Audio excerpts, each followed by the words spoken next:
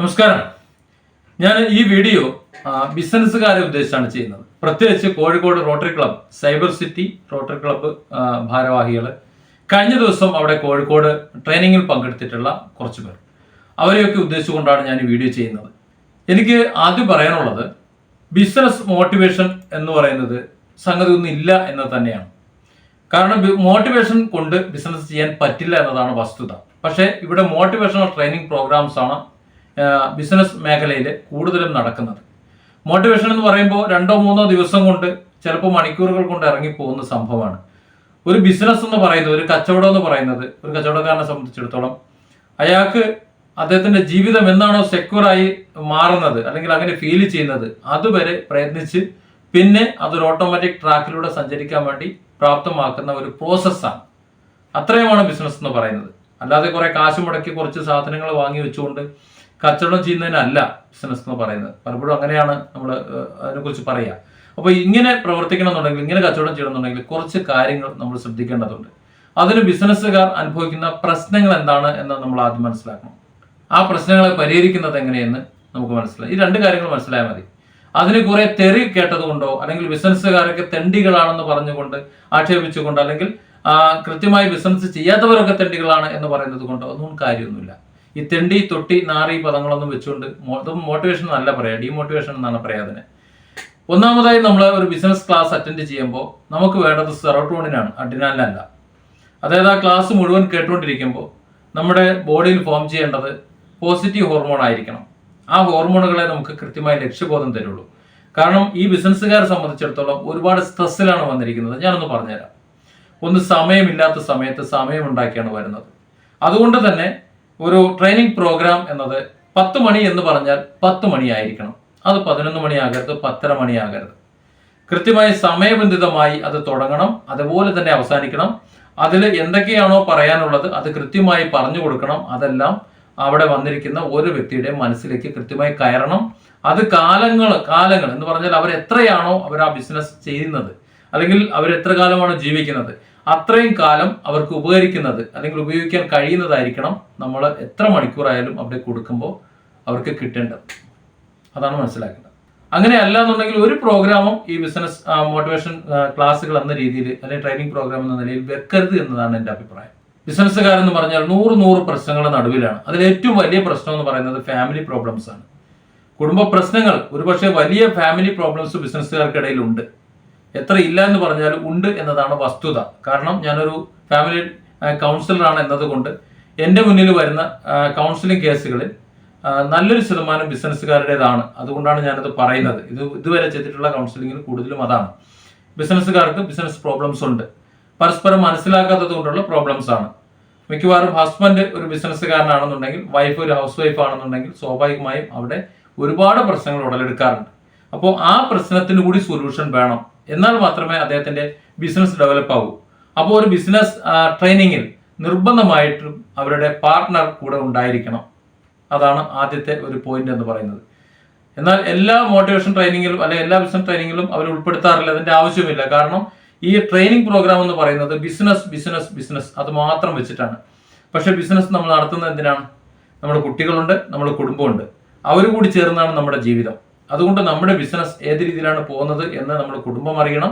കുടുംബാംഗങ്ങൾ തമ്മിൽ ഒരു ഐക്യത വേണം. അതിനുവേണ്ടി ആയിരിക്കണം ട്രെയിനിങ് നടത്തേണ്ടത്. അതുകൊണ്ട് അത്തരം പ്രോഗ്രാമുകളിൽ അവർ കൂടി പങ്കെടുക്കണം എന്നതാണ് എൻ്റെ ഒരു അഭിപ്രായം. പിന്നെ വരുന്ന വലിയൊരു പ്രശ്നമാണ് സാമ്പത്തിക പ്രശ്നം എന്ന് പറയുന്നത്. നമ്മൾ ഏത് കച്ചവടത്തിലായാലും കുറച്ച് തിരിമറികളും അതുപോലെ മറ്റിടപാടുകൾക്കുള്ള പണം കണ്ടെത്തലും ഒക്കെ ആവശ്യമായി വരും. കുറച്ചൊക്കെ പ്രതിസന്ധികളും ഉണ്ടാവും. ഈ സാമ്പത്തിക പ്രതിസന്ധി എങ്ങനെ കൈകാര്യം ചെയ്യണം എന്നത് അറിയാത്ത ഒരു വിഭാഗമാണ് കച്ചവടം ചെയ്യുന്നത്. അപ്പോൾ അവർക്ക് ആ സാമ്പത്തികം എങ്ങനെ കൈകാര്യം ചെയ്യണം, അതിന് ഏത് ലെവലിലേക്ക് നമ്മൾ മാറണം, എങ്ങനെയായിരിക്കണം എന്നൊരു കൃത്യമായൊരു ദിശാബോധം വേണം. അതിന് ഓരോ വ്യക്തികൾ വ്യത്യസ്തരാണ്. ഓരോ വിഭാഗങ്ങൾ വ്യത്യസ്ത രീതിയിലാണ് സാമ്പത്തിക രംഗം കൈകാര്യം ചെയ്യുന്നത്.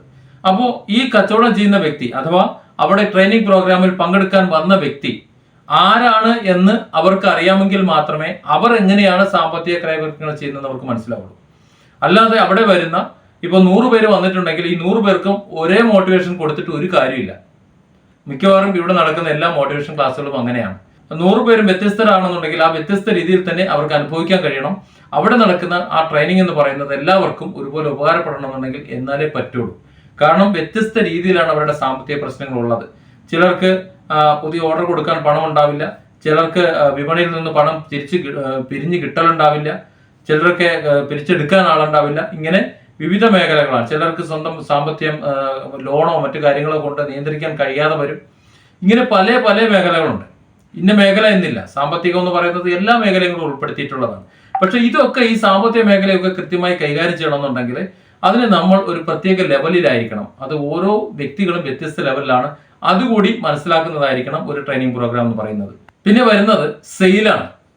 ഈ സെയിൽ കച്ചവടത്തിൽ പരസ്യം വരും, അതുപോലെ കച്ചവടത്തിന് പോകുന്ന ആൾക്കാർ, ഓർഡർ എടുക്കാൻ പോകുന്നവർ വരും, അതല്ലെങ്കിൽ കടയിൽ നിൽക്കുന്ന വിതരണക്കാർ വരും, അതല്ലെങ്കിൽ മറ്റ് അഡ്വർടൈസിങ് ചെയ്യുന്നവർ, എല്ലാവരും വരും. കച്ചവടം നമ്മുടെ പ്രൊഡക്റ്റ് എന്താണോ അത് അല്ലെങ്കിൽ സർവീസ് എന്താണോ അത് സെയിൽ ചെയ്യുമ്പോൾ നമ്മൾ ഒഴികെ ബാക്കി ആരൊക്കെയാണോ അതിൽ ഇടപെടുന്നത് അവരെല്ലാവരും ആ സെയിലിൽ വരും. അപ്പോൾ അവരൊക്കെ ആരൊക്കെയാണെന്ന് തിരിച്ചറിയാതെയാണ് നമ്മൾ കച്ചവടം ചെയ്യുന്നതെങ്കിൽ വലിയൊരു വിഷയമാണ്. ഞാനൊരു ചെറിയൊരു ഉദാഹരണം പറയാം. വർഷങ്ങൾക്ക് മുമ്പ് എൻ്റെ നാട്ടിൽ, ഞാൻ സ്ഥാപനവും സ്ഥലവും പറയാത്തത് അവർക്കൊരു വിഷമം ഉണ്ടാകണ്ട, ഒരു പക്ഷേ അവിടെ വീഡിയോ കണ്ടാൽ വിഷമം ഉണ്ടാകണ്ട എന്ന് കരുതിയിട്ടാണ്. ഒരു സ്ഥാപനത്തിൽ ഞാൻ ചെന്ന് കയറുമ്പോൾ അവിടെ ക്യാഷ് സെക്ഷനിൽ ഒരാളിരിക്കുന്നുണ്ട്. ഞാനതിൻ്റെ ഓണറെ കണ്ട് സ്വകാര്യമായിട്ട് പറഞ്ഞു, ആ വ്യക്തിയെ താങ്കൾ ആ സെക്ഷനിൽ നിന്ന് മാറ്റണം, അദ്ദേഹത്തെ അക്കൗണ്ടിങ് സെക്ഷനിലേക്കോ അല്ലെങ്കിൽ മറ്റേതെങ്കിലും ഒരു സെക്ഷനിലേക്കോ ഒന്ന് മാറ്റണം, ഇല്ലെങ്കിൽ അത് പ്രയാസമായിരിക്കും, നിങ്ങളുടെ സെയിലിനെ ബാധിക്കും എന്ന് ഞാൻ അന്ന് പറഞ്ഞു. അന്ന് അദ്ദേഹം അത് എന്നോട് പറഞ്ഞത് വളരെ വിശ്വസ്തനാണ്, ആ സ്ഥാപനത്തിന് അദ്ദേഹം ഒരു മുതൽക്കൂട്ടാണ് എന്നാണ്. ഞാൻ പറഞ്ഞ അദ്ദേഹം മോശമാണെന്നോ അദ്ദേഹം വിശ്വസ്തന അല്ല എന്നോ അദ്ദേഹം എന്തെങ്കിലും ചെയ്യുമെന്നോ അല്ല. ഓരോ വ്യക്തിയും ഓരോ സ്ഥലത്താണ് ഇരിക്കേണ്ടത്, ഓരോ ഡ്യൂട്ടി നിശ്ചയിച്ചിട്ടുണ്ട്. ആ ഡ്യൂട്ടിയിലെ അവർക്ക് ശോഭിക്കാൻ കഴിയൂ. അഥവാ ആ ഡ്യൂട്ടിയിലല്ല എന്നുണ്ടെങ്കിൽ, അതല്ലെങ്കിൽ ആ വ്യക്തി അവിടെ ഇരിക്കുന്ന ആ ഡ്യൂട്ടി ചെയ്യുന്ന ഒരു മാനസികാവസ്ഥയിലേക്ക് മാറിയില്ലെങ്കിൽ, ഇത് രണ്ടുമാകാം. അത് നിങ്ങൾക്ക് അവിടെ നെഗറ്റീവായിട്ടാണ് ഫീൽ ചെയ്യുക, അത് നിങ്ങളുടെ കച്ചവടത്തെ ബാധിക്കുമെന്ന് അന്ന് പറഞ്ഞപ്പോൾ എന്നോട് ഒരു പുച്ഛിച്ച ചിരിയോടുകൂടി ഇറക്കി വിട്ടു. 8 വർഷങ്ങൾക്കിപ്പുറം ഇന്ന് ആ സ്ഥാപനം അതിലെ സാധനങ്ങൾ പകുതി വിലയ്ക്ക് എന്ന ബോർഡ് വെച്ച് ആർക്കൊക്കെ തൂക്കിക്കൊടുക്കുന്ന ആൾക്കാർക്ക് കൊടുത്ത് മാറ്റിവെച്ചേക്കാണ്. അതായത് സ്ഥാപനം പൂട്ടി. അവസാന കാലയളവിൽ അന്ന് ധാരാളം സ്റ്റാഫുകൾ ഉണ്ടായിരുന്നത് 2 സ്റ്റാഫുകളെ വെച്ചുകൊണ്ട് 3 നില ഒരു കെട്ടിടം മാനേജ് ചെയ്യുന്നത് കാണാൻ ഇടയായി. ഞാൻ പറഞ്ഞു ഇതൊക്കെ നമ്മൾ ചിന്തിക്കേണ്ട കാര്യങ്ങളാണ്. അപ്പോൾ ഇതാണ് നമ്മൾ ഈ സെയിൽസിൽ വരേണ്ട സ്റ്റാഫ് മാനേജ്മെന്റ്, സെയിൽസ് മാനേജ്മെന്റിലൊക്കെ ഇത് വരണം. ഇതുകൂടി കവർ ചെയ്യുന്നതായിരിക്കണം നമ്മുടെ ബിസിനസ് ട്രെയിനിങ് എന്ന് പറയുന്നത്. ബിസിനസ്സുകാർ അറിയേണ്ട അടുത്ത ഏറ്റവും പ്രധാനപ്പെട്ട ഒരു ഘടകം, അതായത് ആദ്യത്തെ ഘടകം എന്ന് പറയുന്നത് സ്വയം ആര് എന്നറിയുക എന്നുള്ളതാണ്. എല്ലാവരും കച്ചവടക്കാരല്ല, അഥവാ കച്ചവടത്തിന്റെ സ്വഭാവക്കാരല്ല. എന്ന് വെച്ചാൽ എല്ലാവരും കച്ചവടം ചെയ്യരുത് എന്നല്ല. എല്ലാ വ്യക്തികൾക്കും കച്ചവടം ചെയ്യാം, ഏത് വ്യക്തിക്കും ബിസിനസ് ചെയ്യാൻ പറ്റും. പക്ഷെ എല്ലാ വ്യക്തികളും ബിസിനസ്സുകാരല്ല. അപ്പോൾ ബിസിനസ്സുകാരനാകാൻ താൻ എന്താ ചെയ്യണം? താൻ ബിസിനസ് കാറ്റഗറി ആണോ? അല്ലെങ്കിൽ ആ ബിസിനസ് കാറ്റഗറി ആകാൻ എന്ത് ചെയ്യണം? എന്തൊക്കെയാണ് താൻ ചെയ്യേണ്ടത്? ഇത്തരം കാര്യങ്ങൾ കൃത്യമായി അറിയണം. കൃത്യമായ ഒരു ബിസിനസ്സുകാരനായി മാനസികമായി പാകപ്പെട്ട ശേഷം മാത്രമേ അയാൾ കൗണ്ടറിൽ കയറി ഇരിക്കാവൂ, ഒരു ബിസിനസ്സുകാരനാകാവൂ. ഇല്ലെന്നുണ്ടെങ്കിൽ അവർക്ക് ഇതിൽ ഒരുപാട് പ്രശ്നങ്ങൾ ഉണ്ടാകും. ആ പ്രശ്നങ്ങൾ അവർ അഭിമുഖീകരിക്കുകയും ചെയ്യും. എന്താണ് യഥാർത്ഥ പ്രശ്നമെന്ന് അറിയാതെ അവരുടെ കച്ചവടം താഴേക്ക് പോകുന്നത് കാണും. അതുകൊണ്ട് കച്ചവടം ചെയ്യുന്ന, ബിസിനസ് ചെയ്യുന്ന ഓരോ വ്യക്തിയും അവരുടെ പ്രസന്റ് കണ്ടീഷൻ, അതായത് അവരുടെ മെന്റൽ കാറ്റഗറി ഏതാണ് എന്ന് മനസ്സിലാക്കേണ്ടതുണ്ട്. എന്നാൽ ചോദിക്കും, ഈ ആൾക്കാർ, നിലവിലുള്ള ആൾക്കാരൊക്കെ വിജയിക്കുന്നത് അങ്ങനെയാണോ എന്ന്. നിങ്ങളൊന്ന് പരിശോധിക്കൂ. ഒരേ ബിസിനസ് പലരും തുടങ്ങിയിട്ട് ഒരാൾ വിജയിക്കുന്നു, മറ്റു ചിലർ അത് പരാജയപ്പെടുന്നു. ചിന്തിച്ചാൽ മതി. ചിലപ്പോൾ ഒരു അങ്ങാടിയിൽ തന്നെ ഒരാൾ വിജയിക്കും, മറ്റൊരാൾ പരാജയപ്പെടും. അതിന്റെ റീസണാണ്. അങ്ങാടിയിലൂടെ നടന്നു പോകുന്ന ഒരു വ്യക്തിക്ക് നമ്മുടെ സ്ഥാപനത്തിലേക്ക് കയറി സാധനം വാങ്ങാൻ തോന്നണം. അതിന് ചില കാരണങ്ങളുണ്ട്. ആ കാരണങ്ങൾ കൂടി നമ്മൾ മനസ്സിലാക്കണം. പിന്നെ അടുത്തത് പാർട്ട്ണർമാരാണ്, അതായത് ബിസിനസ് പാർട്ട്നേഴ്സ്. ചിലപ്പോൾ ഒന്നിലധികം ആൾക്കാരുണ്ടാവും. കച്ചവടത്തിന് ഷെയർ ചേർന്ന് ബിസിനസ് നേരിട്ട് നിയന്ത്രിക്കുന്ന കുറച്ച് ആൾക്കാരുണ്ടാവും. ആ ആൾക്കാർ വ്യത്യസ്ത സ്വഭാവക്കാരായിരിക്കും. നല്ല രീതിയിൽ നടന്നു വരുന്ന, അതായത് പാർട്ട്ണർഷിപ്പിൽ നല്ല രീതിയിൽ നടന്നു വരുന്ന പല സ്ഥാപനങ്ങളും കുറച്ചു കാലം കഴിയുമ്പോൾ ആ പാർട്ട്നേഴ്സ് തമ്മിൽ പ്രശ്നങ്ങളായി, ആ സ്ഥാപനം തന്നെ സ്പ്ലിറ്റായി എല്ലാം നശിച്ചു പോകുന്നത് കണ്ടുവരാറുണ്ട്. ഇതിന്റെ പ്രധാന കാരണം അവർ തമ്മിലുള്ള പ്രശ്നങ്ങളല്ല, പരസ്പരം അറിയില്ല എന്നതാണ്. ഓരോ വ്യക്തിയും ഡിഫറൻ്റ് ആണ്, അവരുടെ ചിന്തകൾ വ്യത്യസ്തമാണ്, സംസാരം വ്യത്യസ്തമാണ്. അതുകൊണ്ട് തന്നെ പരസ്പരം മനസ്സിലാക്കൽ നിർബന്ധമാണ്. നിർഭാഗ്യവശാൽ പരസ്പരം മനസ്സിലാക്കാൻ വേണ്ടി ഇവിടെ ഒരു മോട്ടിവേഷൻ സ്പീക്കറും പരിശ്രമിക്കുന്നില്ല. അവരെ സംബന്ധിച്ചിടത്തോളം നിശ്ചിത സമയം കുറെ you can win, I can win സംസാരിക്കണം. അത് കഴിഞ്ഞതിന് പണം വാങ്ങണം, പോകണം. ഇത്ര മാത്രമേ അവർക്ക് അറിയുള്ളൂ. ഇതാണ് അതിൻ്റെ ഒരു പ്രധാന പ്രശ്നം എന്ന് പറയുന്നത്. അപ്പോൾ സ്വാഭാവികമായും അത് മാത്രം പോരാ, പാർട്ട്ണർമാർ പരസ്പരം അറിയേണ്ട ഒരു സാഹചര്യം ഒരുക്കണം, ഇല്ലെങ്കിൽ അത് പഠിപ്പിച്ചു കൊടുക്കണം. തീർന്നോ? ഇല്ല. ഇനി നമുക്ക് കസ്റ്റമർ വേണം. കസ്റ്റമർ ഇല്ലാതെ നമുക്ക് കച്ചവടമില്ല. നമ്മുടെ കസ്റ്റമർ ആരും ആയിക്കോട്ടെ, ആരായിരുന്നാലും നേർക്ക് നേർ നമ്മൾ കച്ചവടം ചെയ്യുന്നവരാണെന്നുണ്ടെങ്കിൽ മുഖം കണ്ടുകൊണ്ട്, അല്ലെങ്കിൽ നമ്മുടെ സ്റ്റാഫുകൾ ആരെങ്കിലും അവരുമായിട്ട് ഇടപെടുന്നുണ്ടാവും. അപ്പോൾ ആ കസ്റ്റമറുടെ താല്പര്യം എന്താണ്, അവരുടെ സ്വഭാവം എന്താണ് എന്നൊക്കെ കുറച്ചൊക്കെ മനസ്സിലാക്കി കച്ചവടം ചെയ്യാൻ ശ്രമിച്ചു കഴിഞ്ഞാൽ അവർ ആഗ്രഹിക്കുന്ന, അവർ ചിന്തിക്കുന്ന ചില മേഖലകളുണ്ട്. അത് മുൻകൂട്ടി നമുക്ക് അറിയാൻ കഴിയുന്നുണ്ടെങ്കിൽ നമുക്ക് നമ്മുടെ കച്ചവടം അഭിവൃദ്ധിപ്പെടുത്താൻ പറ്റും. അപ്പോൾ അതുകൂടി തിരിച്ചറിയുന്നതായിരിക്കണം നമ്മുടെ ബിസിനസ് ട്രെയിനിങ് പ്രോഗ്രാമുകൾ എന്ന് പറയുന്നത്.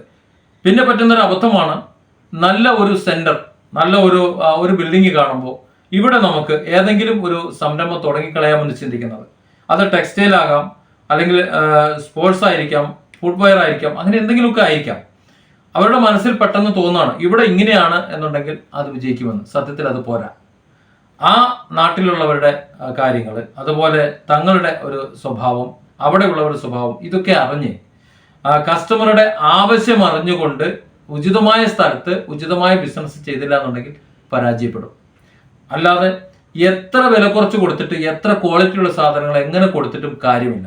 പല സ്ഥാപനങ്ങളും പൂട്ടിപ്പോകുന്നതിന്റെ പ്രധാന കാരണം അതാണ്. അവർക്ക് എന്താണ് വേണ്ടത് അതല്ല കൊടുക്കുന്നത്, വേണ്ടാത്തതാണ് കൊടുക്കുന്നത്. അതുകൊണ്ടാണ് നമ്മൾ ചില ഭാഗങ്ങൾ പരാജയപ്പെടുന്നത്. അപ്പോൾ അതുകൂടി നമ്മൾ അറിയേണ്ടതുണ്ട്. പിന്നെ കസ്റ്റമർ റിലേഷൻഷിപ്പ് മിക്കവാറും ആൾക്കാർ സൂക്ഷിക്കാറില്ല. നമുക്കറിയാമല്ലോ, ഈ അടുത്ത കാലത്ത് ചില വീഡിയോസ്, വാഹനം വാങ്ങാൻ വരുമ്പോൾ വളരെ മാന്യമായി ചായയും കാപ്പിയും തന്ന ശേഷം, കാർ വാങ്ങിയ ശേഷം സർവീസ്, അത് ഫാൾട്ടായി സർവീസിന് കൊണ്ട് ചെന്നപ്പോൾ ഗുണ്ടായസം കാണിച്ച് തല്ലുന്നത് വീഡിയോ ചെയ്ത് യൂട്യൂബർ പുറത്തിട്ടത് നമ്മൾ കണ്ടു. അത് കസ്റ്റമർ റിലേഷൻഷിപ്പ് എന്ന് പറയാൻ പറ്റുമോ? പറ്റില്ല. അപ്പോൾ കസ്റ്റമർ റിലേഷൻഷിപ്പ് എന്ന് പറയുന്നത് കച്ചവടത്തിന്റെ ആണിക്കല്ലാണ്. അത് സൂക്ഷിക്കണം. അതിന് നമ്മൾ എന്തറിയണം? നമ്മൾ ആരാന്നറിയണം, നമ്മുടെ കസ്റ്റമർ ആരാന്നറിയണം. എന്നാൽ മാത്രമേ അവരോട് സംസാരിക്കുമ്പോൾ ഏത് വിധത്തിൽ സംസാരിക്കണമെന്ന് നമുക്കറിയാൻ പറ്റുള്ളൂ. അവൻ ഇഷ്ടപ്പെടുന്ന വിധത്തിലാണ് സംസാരിക്കേണ്ടതെന്നുണ്ടെങ്കിൽ നമുക്ക് പറയേണ്ട കാര്യങ്ങൾ മുഴുവൻ അവരോട് പറയാം. അവർ ക്ഷമാപൂർവ്വം കേട്ടിരിക്കും. അവർ വിശദീകരിച്ച് നമ്മളോടും പറയും, നമ്മളും കേട്ടിരിക്കും. അവിടെ ഒരു പ്രശ്നം സോൾവ് ആകുകയാണ്. എത്ര വലിയ പ്രശ്നമാണ് സോൾവ് ആക്കാൻ പറ്റും. പക്ഷെ പലപ്പോഴും കസ്റ്റമർ നമുക്ക് നഷ്ടപ്പെടുന്നു. ഒരു കസ്റ്റമർ നഷ്ടപ്പെട്ട് കഴിഞ്ഞാൽ അറിയാമല്ലോ, തിയറി പ്രകാരം മിനിമം 9 കസ്റ്റമർ നഷ്ടപ്പെടുമെന്നാണ്. കാര്യം അദ്ദേഹം അത് പബ്ലിസിറ്റി ചെയ്യും. പക്ഷെ ഒരാൾ സാറ്റിസ്ഫൈഡ് ആയാൽ അവർ മറ്റാരെങ്കിലും കൊണ്ടുതരുമെന്ന് പ്രതീക്ഷിക്കുകയും വേണ്ട. ഇതാണ് ഒരു സിസ്റ്റം. ഇതൊരു പഴയ സിസ്റ്റമാണ്. പക്ഷേ സിസ്റ്റം ഇപ്പോഴും ആപ്ലിക്കബിൾ ആണ്. ഇനി ഇതെല്ലാം ശരിയാകണമെന്നുണ്ടെങ്കിൽ എന്ത് ചെയ്യണം? അതാണല്ലോ ഏറ്റവും പ്രധാനപ്പെട്ടത്. അതിനാണ് പേഴ്സണാലിറ്റി അനാലിസിസ് എന്ന് പറയുന്നത്. സ്വയം ആരെന്നറിയണം, മറ്റുള്ളവരാരെന്നറിയണം. സ്വന്തം എന്താകാൻ കഴിയുമെന്നറിയണം, മറ്റുള്ളവർ എന്തൊക്കെയാണ് പ്രവർത്തിക്കുക, അവൻ എങ്ങനെയാണ് ചിന്തിക്കുക എന്ന് നമുക്ക് തിരിച്ചറിയാൻ കഴിയണം. അതായത് സ്വന്തം പൊട്ടൻഷ്യാലിറ്റി, കപ്പാസിറ്റി, സ്ട്രെങ്ത്, വീക്ക്നെസ്, ഇതൊക്കെ നമുക്കറിയണം. അതാണ് സെൽഫ് എഡ്യൂക്കേഷൻ എന്ന് പറയുന്നത്. നിർഭാഗ്യവശാൽ നമ്മുടെ സിലബസിലൊന്നും ഇതില്ല, എഡ്യൂക്കേഷൻ സിലബസിൽ ഇല്ല. അതുകൊണ്ട് ഇതൊക്കെ നമ്മൾ എന്തിനാ പഠിക്കുന്നത് ചിന്തിക്കേണ്ടത്. ഇതൊക്കെ വളരെ സിമ്പിളായിട്ട് നമുക്ക് മനസ്സിലാക്കിയെടുക്കാൻ കഴിയുന്നതാണ്. ഇതൊക്കെ ഒരു വലിയൊരു വിഷയമായി കണക്ക് കൂട്ടേണ്ടതില്ല, വളരെ എളുപ്പത്തിൽ മനസ്സിലാക്കിയെടുക്കാവുന്നതേ ഉള്ളൂ. അപ്പോൾ ഇത്തരത്തിൽ പേഴ്സണാലിറ്റി അനാലിസിസ് വേണം. 2, ഇമോഷണൽ മാനേജ്മെന്റ്. പലപ്പോഴും നമ്മുടെ ഇമോഷനുകളാണ് നമുക്ക് പ്രശ്നം ഉണ്ടാക്കുന്നത്. അപ്പോൾ ഇമോഷണൽ മാനേജ്മെന്റ് ഇത്രയും കൂടി ക്ലിയർ ആക്കണമെന്നുണ്ടെങ്കിൽ നമ്മുടെ ബിസിനസ് പൊടിക്കും. അപ്പോൾ ഇത് ചേർന്നതായിരിക്കണം നമ്മുടെ ബിസിനസ് ക്ലാസ് എന്ന് പറയുന്നത്, അല്ലാതെ തെറി വിളിക്കലല്ല.